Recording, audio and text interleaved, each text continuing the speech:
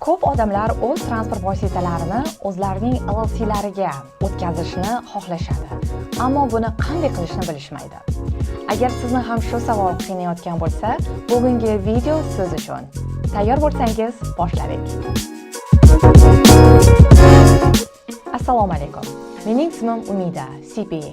Va bugungi videoda sizga transport vositangizni to'g'ri tarzda LLC nomingizga o'tkazish jarayoni bosqichma-bosqich tushuntirib beraman. Shuningdek, buni amalga oshirishning foydalari haqida ham gaplashamiz. Transport vositasini LLC nomiga o'tkazish jarayoni ikki masalaga bog'liq. Siz hozirda shaxsiy nomingizda bo'lgan avtomobilingizni o'tkazmoqchimisiz yoki LLC nomiga yangi avtomobil sotib olmoqchimisiz? Ana shuni alohida ko'rib chiqamiz. Keling avval shaxsiy transport vositasini LLC nomiga qanday o'tkazish mumkinligini ko'rib chiqamiz. Agar sizda hozirda shaxsiy nomingizda transport vositasi bo'lsa va uni biznes maqsadlarida ishlatmoqchi bo'lsangiz, uni LLC nomiga o'tkazishingiz mumkin. Bu jarayonni amalga oshirish uchun quyidagi bosqichlarni bajarish kerak. Birinchidan, zarur hujjatlarni tayyorlash. Shaxsiy avtomobilingizni LLC nomiga o'tkazish uchun bir nechta hujjatlar kerak bo'ladi. Odatda kerak bo'ladigan hujjatlar transport vositasining mulk huquqi, title, LLCning tashkil etilganligi haqida guvohnoma, articles of organization, sug'urta dalolatnomasi, savdo shartnomasi yoki bill of sale. Ikkinchi bosqichda bu avtotransport bo'limiga, ya'ni DMVga tashrif buyurish talab qilinadi. Barcha hujjatlarni tayyorlaganingizdan so'ng mahalliy avtotransport bo'limiga, DMVga borish talab qilinadi. Bu jarayon bir necha soat davom etishi mumkin, shuning uchun sabrli bo'ling. Uchinchi bosqich talab qilingan to'lovlarni to'lash. Transport vositasini o'tkazish uchun mulk huquqini o'tkazish to'lovi va boshqa ma'muriy xizmatlar uchun to'lovlar talab qilinadi. To'rtinchi bosqich yangi mulk huquqini kutish. Hujjatlar qayta ishlangandan so'ng sizga pochta orqali yangi mulk huquqini ta'kidlovchi hujjatlar yuboriladi. Agar transport vositasi kreditga olingan bo'lsa, kreditoringiz bilan ham bog'lanishni unutmang. Chunki ba'zi kreditlar avtomobilni LLC nomiga o'tkazishga ruxsat bermasligi mumkin.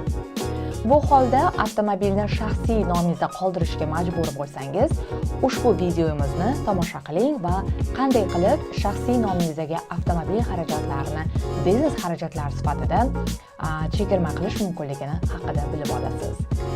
Endi esa LLC nomiga yangi transport vositasini qanday sotib olishni ko'rib chiqamiz. Birinchi bo'lib Business Bank hisob raqamini ochishga shoshiling. LLC uchun alohida Business Bank hisob raqamiga ega bo'lish bu jarayonni yengillashtiradi. Transport vositalarini ushbu hisob orqali xarid qilish tavsiya etiladi. Ikkinchi bosqichi avtosalonlarni tanlashdan erinmang. Biznesingiz ehtiyojlariga eng mos keladigan transport vositasini topish uchun bir nechta avtosalonlarga tashrif buyuring. Ko'plab dilerlik markazlarida biznes mijozlari uchun maxsus tijorat commercial transport bo'limlari ham mavjud. Moliya yechimlarini topishga qiziqing, bu keyingi bosqich. Agar kreditga ehtiyoj bo'lsa, avtosalonlar, banklar yoki kredit uyushmalari orqali moliyalashtirish imkoniyatlarini o'rganing. Ayrim kreditorlar biznes kredit tarixini talab qiladi va yangi LLC'larga kredit bermasligi ehtimoldan xoli emas. Bu holda avtomobilni shaxsiy nomingizga olishga majbur bo'lsangiz, ushbu videomizni tomosha qiling va qanday qilib shaxsiy nomingizdagi avtomobil xarajatlarini biznes xarajatlar sifatida chegirma qilish mumkinligi haqida bilib olasiz. Keyingi bosqichimiz transport vositasini xarid qilish va ro'yxatdan o'tkazing. Xarid paytida yangi avtomobilni LLC nomiga rasmiylashtirilganligiga ishonch hosil qiling. Ro'yxatdan o'tkazish jarayonida siz LLC ma'lumotlarini, tashkilot nizomi, articles of organization va EIN ish beruvchi identification number raqamlarini taqdim etishingiz kerak. Keyingi bosqichimiz to'lovlarni amalga oshiring. Ro'yxatdan o'tkazish to'lovlari, savdo solig'i va yangi davlat raqami uchun to'lovlarni oldindan to'lashga tayyor bo'ling.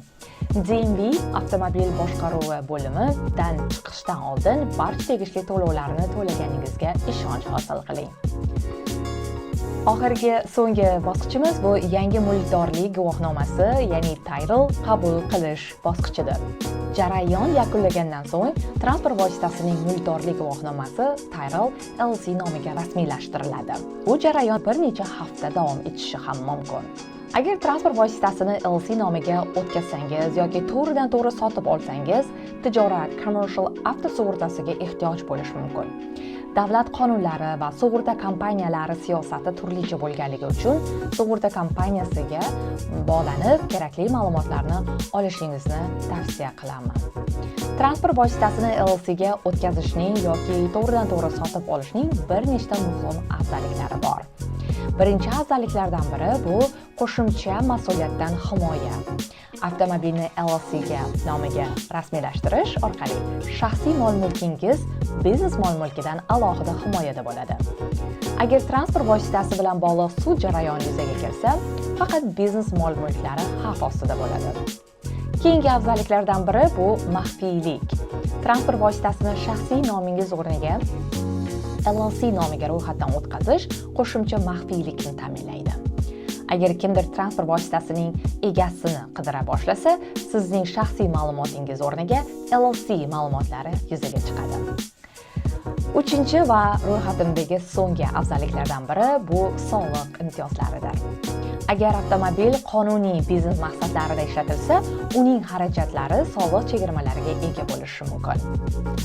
Garchi ushbu imtiyozlarni olish uchun transport vositasini LLC nomiga rasmiylashtirish shart bo'lmasa-da, ko'plab biznes egalari transport vositasi biznes nomida bo'lsa, hujjatlarni yuritish osonroq bo'lishini ta'kidlashadi. Shunday qilib, bugungi videoda transport vositangizni LLC nomiga qanday o'tkazish yoki to'g'ridan-to'g'ri sotib olishni muhokama qildik. Agar sizga video yoqqan bo'lsa, like bosing va kanalimizga obuna bo'ling. Savollaringiz bo'lsa, izohlarda qoldiring. Keyingi videolarda ko'rishguncha omon bo'ling.